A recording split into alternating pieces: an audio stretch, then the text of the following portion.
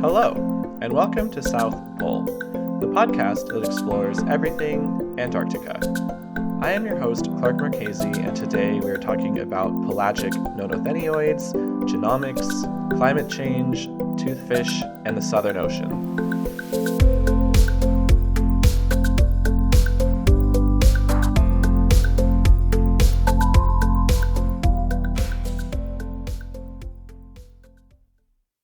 Okay, let's break down some of those words.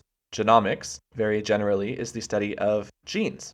Now, sometimes science is nice like that, and then other times things are named pelagic notothenioids, and you're like, why is that your name? So, pelagic traces back to the Greek pelagikos, meaning pertaining to the open sea. And now we use the word to refer to ocean critters that live in open waters. Notothenioids. Noto comes from Greek, meaning south. Thean, also Greek, means fish, and oids means belonging to a group. So, a group of fish living in the open Southern Ocean, pelagic notothenioids. And that is what we're here to talk about today. And to tell us all about them, I found a marine biologist named Dr. Jilda Alicia Caccavo, who specializes in climate genomics. So, how climate factors impact our genes. Well, not ours, the pelagic notothenioids. She is currently working as a researcher at the Institut Pierre Simon Laplace in Paris. All this time, I've been underneath Paris? I had such a fun time recording this episode. Dr. Caccavo and I were just nerding out and having the best time.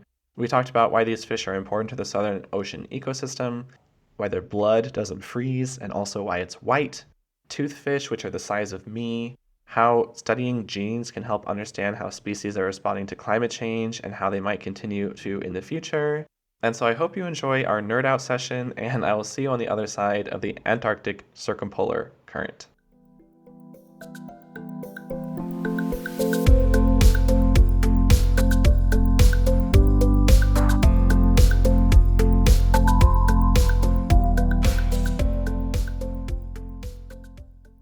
All right, Dr. Caccavo, thank you for coming on the show today. I guess to start, maybe we'll just have you introduce yourself and tell us a bit about your work. Oh, thank you so much, Clark. My name is Jilda Caccavo, and I'm a marine biologist based in Paris who focuses on Antarctic fish, and in particular using genomics and other kinds of approaches to study the health and vulnerability of their populations and also understand how climate change may be impacting them now and in the future. That sounds like such a cool job. And we're going to get into all of what that means. But one question I ask at the top of the show is, I'm wondering, have you ever been to Antarctica? Has your research ever taken you down there? So unfortunately, I have not been to Antarctica yet, so I don't have much exciting things to share about that. I've been lucky that all of my samples have already been able to come to me from other researchers, and in particular now, for the past few years, I've been studying a species that is commercially fished around Antarctica, and all of the fishers of this species have to collect a certain amount of samples to put aside for science to understand how those stocks are holding up with the fishery and also to better understand the species generally. So it's super easy to get samples of those species because they're already being collected in a commercial context. Okay, that actually sounds like a really cool collaboration. And I mean, it's always fun to hear stories of people who have been down there, but I think we also like to make a point on the show that you can still do really important work and engagement with Antarctica from anywhere in the world, and that's what you're doing. And from Paris, no less. I'm curious, is there a lot of research going on in Paris about Antarctica?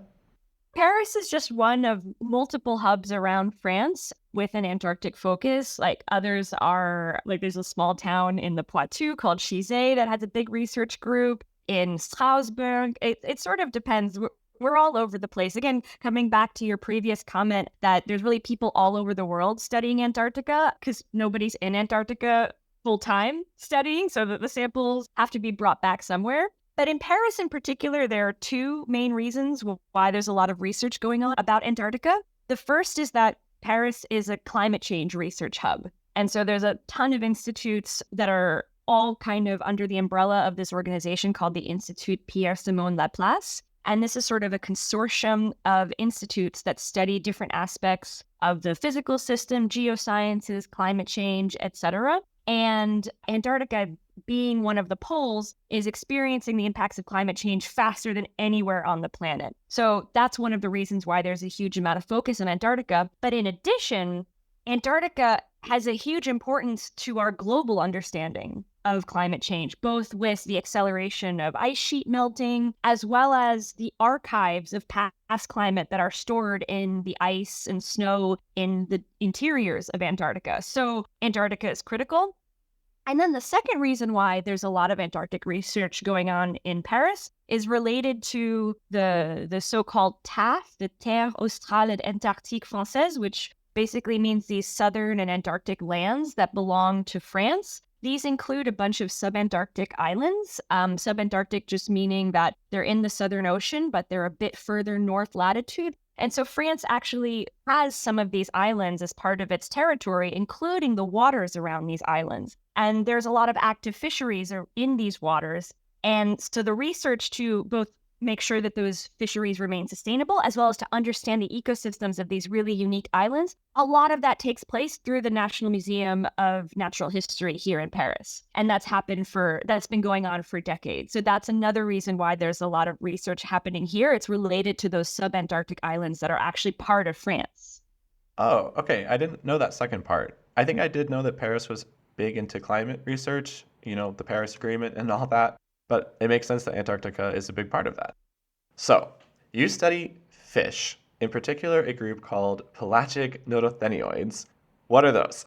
Yeah, it's a bit of a mouthful. So notothenioids, which many people might have not heard of, they're this incredible group of fish that evolved something like 30 million years ago when something called the Antarctic circumpolar current formed. So we look at Antarctica, we see that's totally surrounded by ocean, and all of that ocean around Antarctica is continuous with the rest of the oceans of the world. So then how come we don't see the exact same species, in the Indian Ocean or the Northern Atlantic Ocean as we do in the Southern Ocean?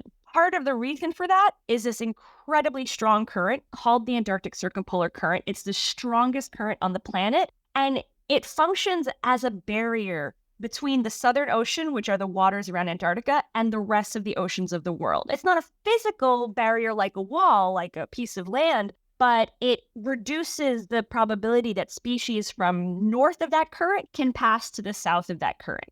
And of course, also, the further south you go, the colder the waters get. A lot of species can't survive in those habitats. They're not adapted to survive there. But notothenioids, which were a handful of species that ended up on the cold side of that current 30 million years ago when it formed, when the tip of South America separated from the tip of the Antarctic Peninsula, those species found themselves in this really unique environment with not a lot of competition around, and they exploded into a bunch of different species, a huge biodiversity. They're also studied for this unique evolution that they had so recently to evolve into so many different species to take over all these habitats that were now up for the grabs. And they now make up almost 90% of all of the biomass that's closest to Antarctica. So on the continental shelf, the part of the continent that's kind of below the water, but not the super deep water, most of the species of fish that you find there, or generally, come from these notothenioids. And they have a lot of unique adaptations to allow them to exist in such cold waters. One of them that some of your listeners might have heard of is these antifreeze proteins. So that means that in their blood, they have a chemical similar that has the same impact as the antifreeze in our windshield wipers for our cars. If the listeners have heard of that, they've heard of more than me. How does that work? So it reduces the temperature at which water or a liquid will freeze. And so in a car, it allows, your windshield to not freeze. In the fish, it prevents their blood from freezing, despite the fact that they're living in waters that are -2 degrees Celsius. So that was one important adaptation. And another special quality that some of these species have is some of them don't have red blood. They actually have white blood.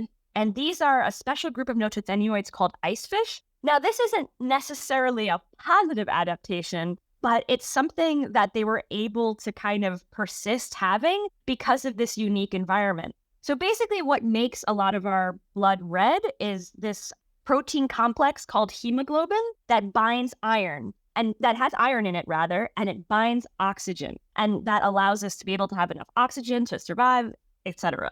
In super cold water, you have a lot more oxygen than you would in super warm water. So you almost don't even need to have this special protein complex to concentrate oxygen in your blood. The oxygen could just diffuse through your blood into your systems. And so this particular group, these ice fish, lost their hemoglobin. So that's why their blood is white. And because there's so much oxygen in the waters in Antarctica, and because they had so little competition, they were able to continue to persist, to flourish, despite losing this protein complex that most species need in order to survive, in order to have a normal metabolism. So those are just two examples of what makes notothenioids incredibly unique and so specialized to the environment that they live in.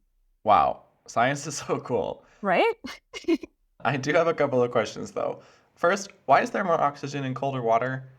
And then also you mentioned that there's many different types of species. I'm wondering, is it too broad of a category for me to ask you what do notothenioids look like, or could they look like lots of different things?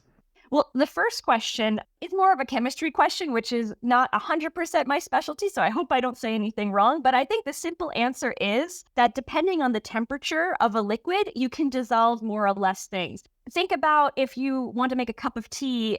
If the tea is hot, the honey dissolves more easily than if it's cold water that you put it in. I think in a similar way, you can think about oxygen. The carrying capacity of water when it's colder can take more oxygen, whereas it's the opposite if it's warm. So I think the honey analogy is the most helpful way to think about it.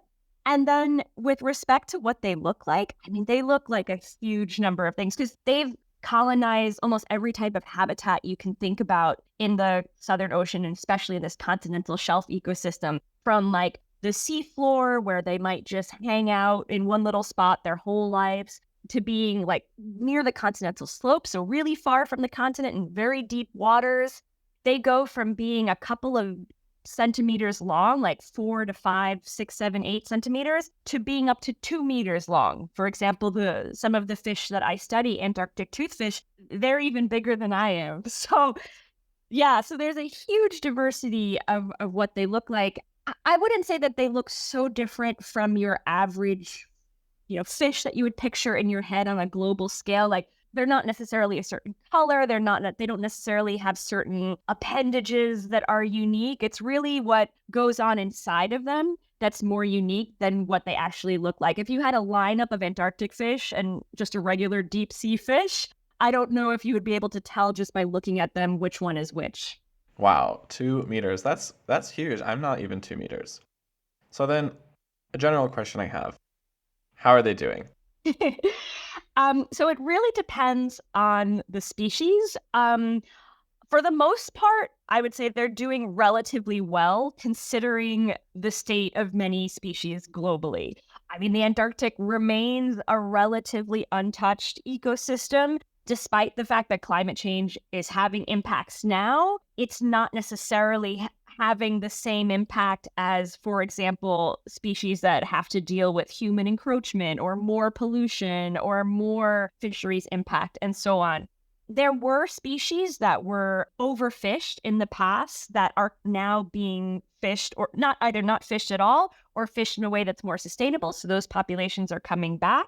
And another kind of positive piece of information is that when we use genetics to understand the health of a population, we ask the question, are these populations connected? That means if we look at population A, B, and C from maybe regions A, B, and C around the continent, is there evidence that there's genetic information traveling between these species? And that's a good thing. That means that the populations are healthy because genetic variation and genetic connectivity are all associated with good health of a population. You can think about the idea that, for example, if siblings are not necessarily supposed to reproduce because you increase the probability of having like recessive genetic disorders that come up because two people that have very similar genetic information are reproducing. We have the same issue in wild populations. So if wild populations don't get exposed to individuals that are enough not related to them, we can have issues where they're not as genetically robust, they can have certain diseases, they're less able to deal with environmental change. So this is kind of a metric we use in genetics to say, hey, is this population doing well? Does it have a lot of genetic diversity? And the answer is for Antarctic fish, they have a lot. For the most part, because of these really strong current systems around the Antarctic, and because a lot of these species have early life stages that are conducive to connectivity, meaning that an egg or a larvae will remain in the water column or near the surface for like 6 months or a year. And that gives a lot of opportunities for it to pass to different parts of the continent. And that means that there's a lot of exchange, even if it's just a handful of individuals between population A and B, that's enough to keep the genetic diversity of those populations robust so that they're ready to confront whatever challenges the environment might confront them with. Okay, so that's good news. And that was also a lot of information. So just to recap what you said, because I think people don't always think of genetic diversity as an indicator of species health, but there are two reasons for that. The first is that high levels of diversity avoid those genetic complications that you mentioned that can be a result of inbreeding. This can also be referred to as endogamy, and if it gets too severe and the gene pool is too small, a species can even be classified as extinct, even if there are still a few of them roaming around if their numbers fall below what we call a critical number. The second is that the high genetic diversity increases overall resilience of a species. If, let's say, an unexpected environmental pressure is particularly challenging on one genetic variation, there are others that may be more equipped to survive. Now, species that are thriving in this capacity have either evolved to carry out certain behaviors or evolved in certain environmental conditions that ensure this high level of genetic diversity. You just told us that the ocean currents distributing the larvae across great distances can explain this for the notothenioids, but with birds, for example, we oftentimes see males will leave the nest and fly far, far away once they reach sexual maturity. And all of this is very related to your work, which is trying to find out what is exactly the level of genetic diversity among these notothenioids. In addition, though, I'm curious, what other things are we trying to find out about them? Yeah, so up until a few years ago, my focus was really just on this genetic diversity or variety question, using this as like a metric to the health of the populations. Because for many populations of Antarctic fish, we just didn't have the answer to that. Like, you can't start asking questions about climate change if you don't even have a baseline to compare to. So with the work that I and many of my colleagues have been doing in the past 10 years, we have a general sense of what the baseline of a lot of the genetic diversity and variety of a lot of the species of Antarctic fish are. Most of them are relatively healthy. Most populations are relatively connected. There are some exceptions here and there, but we have a more or less an understanding of that. Now, the next question is, once we have this information, what are the other external factors that could be influencing population health now and in the future? And one of those is, of course, climate change. So the question is, can we use genomics to detect climate change impact? Can we?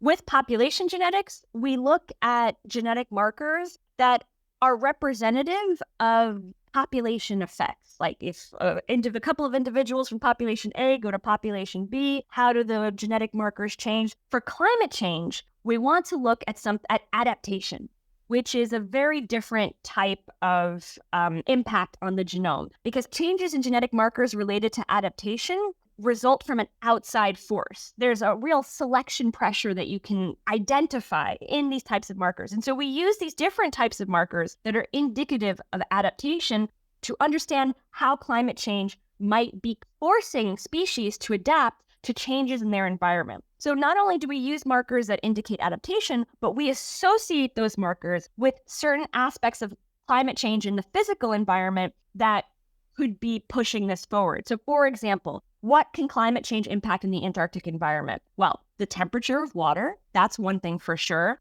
The amount of sea ice that's in a given area, the salinity or saltiness of the water, because for example, when sea ice or ice shelves melt, they're releasing a lot of fresh water into the sea, and changes in salinity or saltiness of the water can have downstream effects on the types of microorganisms that can live there and so on.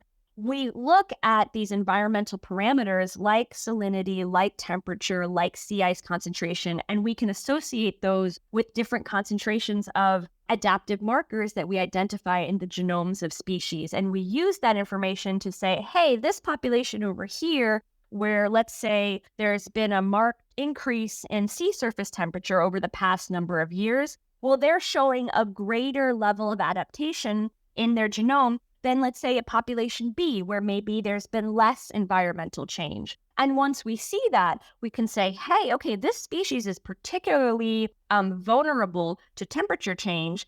And then we can say, well, what do the climate change predictions say to us? Climate change predictions say that in 100 years, the temperature is going to be 3 degrees higher, let's say, for not only population A, but population B. So now we could say, hey, even though population B doesn't look like anything's happening now, but in 100 years, that's going to be a place that those individuals are going to be experiencing a lot of pressure from environmental change. So these types of analyses, these climate genomics analyses, allow us to not only understand how species are being influenced now, but it gives us a way in which we can see how these species are going to be impacted by environmental change in the future. Okay, I have a handful of questions. Please. So, we know some species are already adapting to climate change, some of them very quickly. So, my first question is, are these notothenioids adapting to climate change? And if so, how is that happening? And then, really quickly for listeners, the difference between genotype and phenotype. So, a genotype is a characteristic reflected in a gene sequence, and then a phenotype relates to how that expression of the gene manifests. So, an example is eye color. The genotype would be whatever gene makes your eyes green, and then the phenotype would be your green eyes.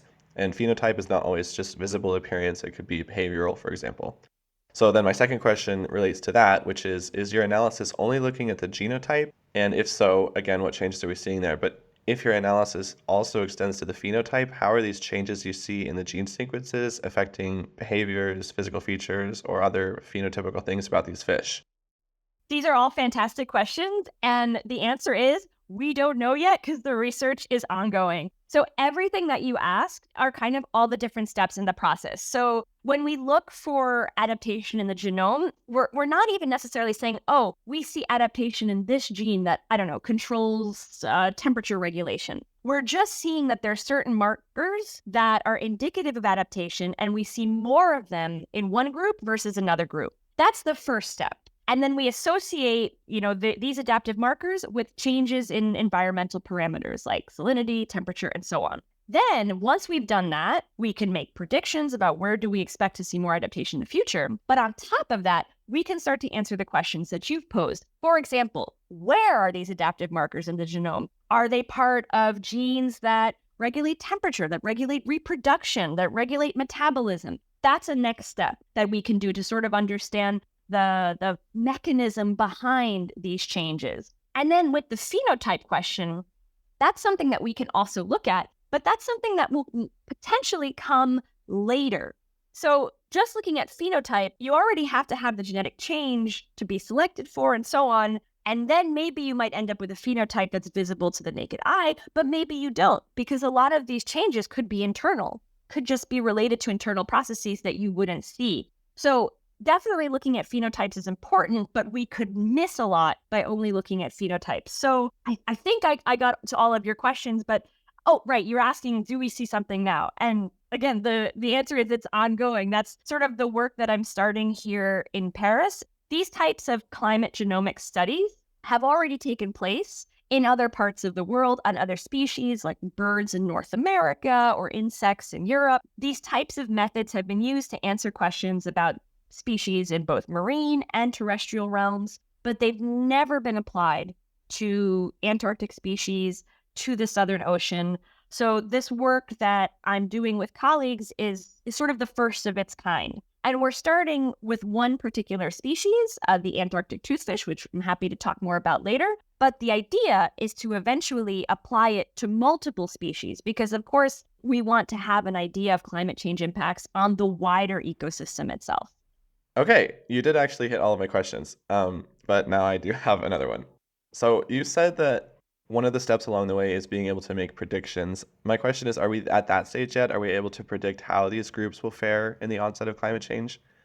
So unfortunately, that's still up in the future. So the stage that we're at right now, we've identified in the particular species that we're looking at, this Antarctic toothfish, we've identified a set of adaptive markers in the genome that are indicating that there's some adaptation going on. But the question is, adaptation to what? What is it linked to? And so now we're doing those analyses that allow us to link statistically the adaptation that we're identifying in the genome and the environmental parameters like temperature, sea ice, and so on that might be driving those changes. And so we're doing those analyses now as the first step for sort of the present conditions. And then the next step will be to look to the future, to how those present associations, if we project those to the future, how those might influence future populations. Okay, so for any future researchers out there or anyone who's interested in science, it looks like there's still a lot of work that needs to be done. 100%. So now please tell me anything and everything you can about a toothfish.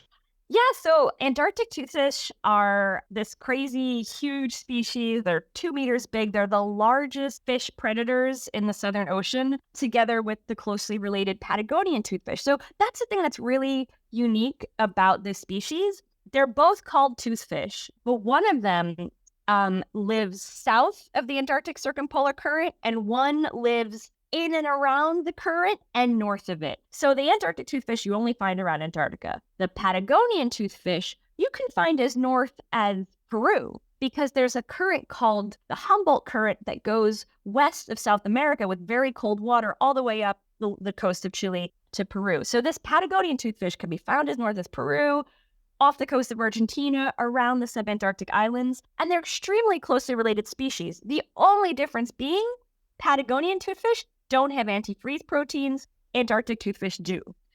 There are more differences between them than that, but that's a critical difference, which makes it such that Patagonian toothfish can't live where Antarctic toothfish live. So what's interesting about studying toothfish is that we can look at two incredibly closely related species and see how climate change is impacting them in their sort of unique environments by almost looking at a species that is only varying by a very small amount, by this ability to live in either frozen environments or not frozen environments. And on top of that, it's commercially fished. So both in and around South America and the subantarctic islands, as well as near Antarctica, this species is collected and it's sold not as toothfish, but it's sold as something called Chilean sea bass, which many of you may have heard of.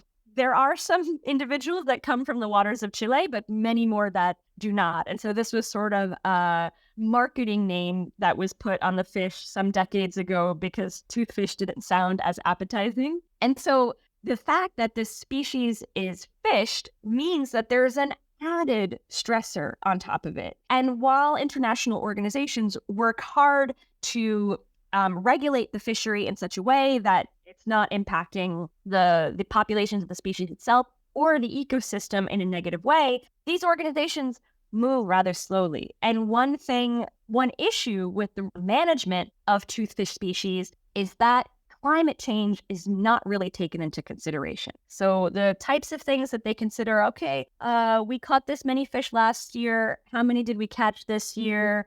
What are the changes in our estimates of the total biomass? That is the total number of fish. If we see that that's going down, we'll fish less next year. If we see it's going up, we'll fish slightly more. That's the basic kind of information that they use. It's very standard for most fisheries to use this kind of info. But in this day and age, from one generation to the next of fish, there could be huge differences that are related to outside impacts like climate change, like the things that come with climate change, like increased pollution, pathogens, that would not just be considered if we just look at these population level processes. So this work that I and other colleagues are doing to try to understand climate change impacts is especially urgent for commercially fished species like toothfish, because if we don't integrate this type of information into their management, we could be overfishing them in a way that is damaging not only to them, but to the ecosystems that they depend on.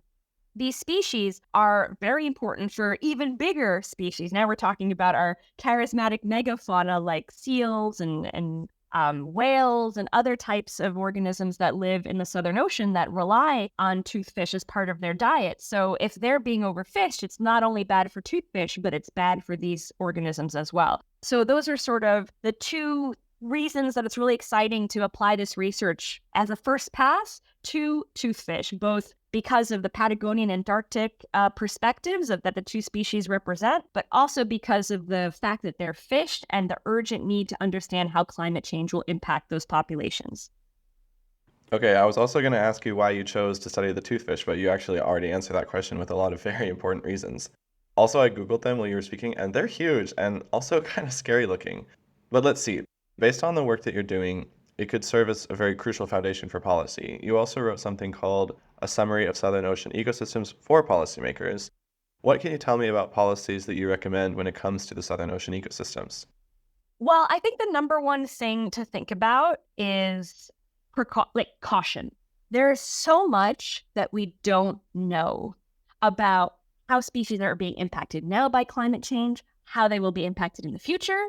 And on top of that, and I'm not a physical scientist, but there are many questions that physical scientists and climate scientists that study climate change have about how climate change is even going to happen. There are certain predictions we can make now, but those are statistical estimates. They can be far worse than what is actually being predicted now. Everyone's working as hard as they can to put forward the best available science, but there remain holes. And so if we just make policies based on sort of the least conservative estimate of how species will be impacted and how the environment will change, well, that could result in very bad outcomes if it turns out that species are impacted in a much more grave way, or that the environmental impacts are much greater than what we thought. This extra level of caution that should be built into policy would be my number one thing. And for example, this is what we would hope to do one day. I mean, it's a sort of policy suggestion that my colleagues and I are working on, but can we integrate information about potential climate change impacts on toothfish into the estimates for how many fish are caught each year? Well, I think that sounds like a very smart policy, and I think that should happen right away. Thank you. I want to ask a question about the nature of adaptation. We might assume that it's a good thing always, right? You're responding to a pressure, you're becoming better fit for your environment. But climate change is a pressure that's going to force species to adapt really quickly. So my question is that an assumption we should be making? Is adaptation always advantageous? I would say that in a world without humans, or rather in a world where there were no other pressures on a given species or population, adaptation is the point. They're not going to persist if their environment is changing unless they adapt, or unless, if they have competition from other species and so on. The issue is that adaptation is not a perfect process. Adaptation, comes when there's a mutation in a gene, and that mutation happens to result in something positive, a new protein or enzyme that actually helps the animal to reproduce, and then it persists. But not every mutation, first of all, has any impact or has a positive effect. They could have negative effects. And so this process of capturing change in the genome is sort of a trial and error, let's say. If we think on the level of the whole population, to persist, when adaptation is happening, that comes at an energetic cost. Again, as you said, we typically think of it, and it is a good thing, but it doesn't come without its costs. Sure. And then also, it's probably hard to guarantee that any adaptation will be either advantageous in the long run or advantageous to every pressure, right? Because these organisms, these toothfish, are trying to adapt to all these different pressures at once. And so one adaptation might make them more fit to address one, but maybe more vulnerable towards another, right? And then also the climate is changing so quickly. And so it just probably makes it hard to predict, which makes your job really hard as well. That's an excellent point. You couldn't have said it better. And this variability, this increase in variability, is one of the hugest problems in the Southern Ocean, in the poles generally, because these were places where up until, a few hundred years ago, things were stable. We're not talking about, the Northeast Atlantic or what have you, where there's much more variability in conditions from day to day or from season to season. The poles are places where animals are specifically adapted to very specific conditions. And it's not only that those conditions are perhaps incrementally changing in one direction, they're also just changing how stable they are. And it's super difficult for species to adapt to variability. Right. Well, I guess it's a good thing we have scientists like you keeping an eye on these things. We've talked about a lot of things today. So as we get towards the end, I want to ask if there's anything that we missed when we're talking about toothfish, the Southern Ocean, genomics, climate change, notothenioids. I guess one answer could be these species continue to surprise us.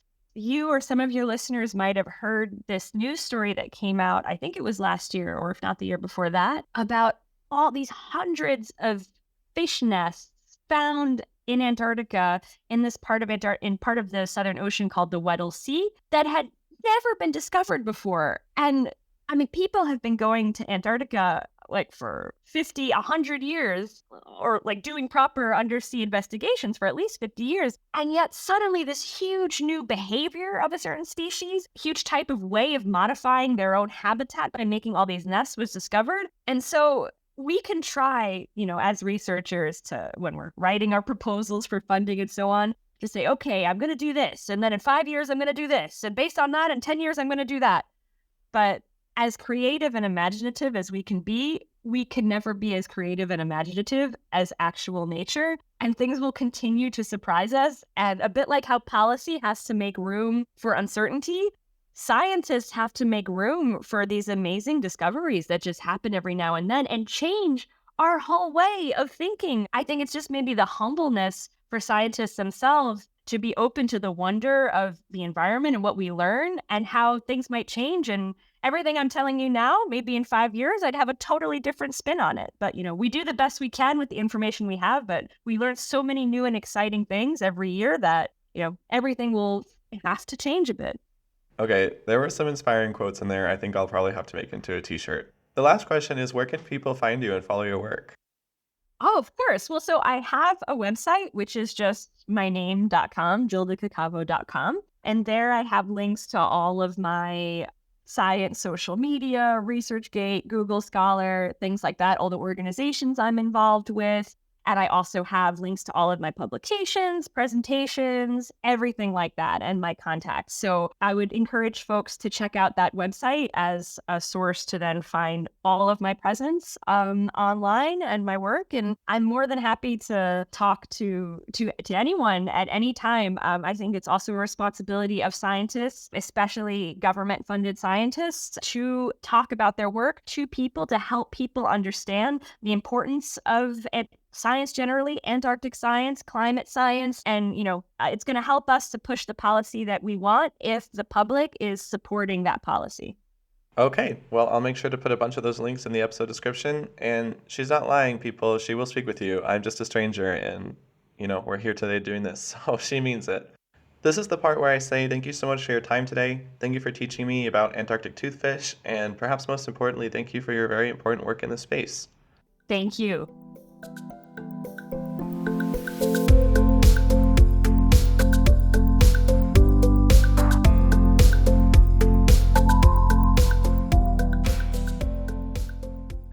Okay, a major thank you to Dr. Jilda Caccavo.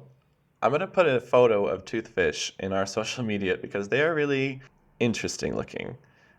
I love what Dr. Caccavo said at the end about being constantly amazed by the wonder of nature and science. I'm having a similar experience as I continue learning more and more that I never knew about this southern polar region, but also about science in general, and today it was the toothfish. So science is just so cool, and I think we talked about a lot today, so I'll leave it there. Thank you guys so much for listening, and we'll talk soon.